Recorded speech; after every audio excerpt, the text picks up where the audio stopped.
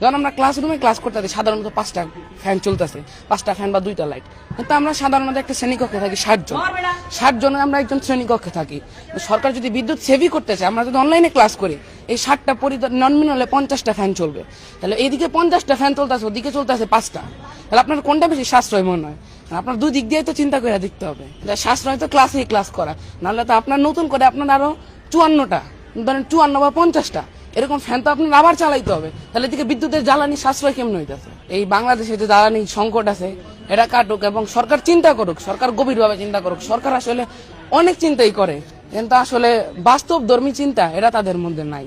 এখন আপনি দেখেন, আপনি যদি বাসায় ক্লাস হয় তাহলে আপনার ফ্যান, আপনার বিদ্যুৎ অপচয় বেশি হবে, যেটা ক্লাসে করলে আরো কম হচ্ছে।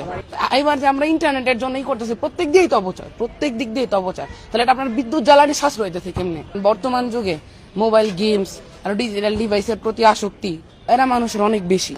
তাহলে এখন যদি অনলাইনে ক্লাস হয়, আসল কথা কি, অনেকে অ্যাটেনশনটা, মেইন যে অ্যাটেনশনটা এটা থাকবে না অনলাইনে ক্লাস করলে।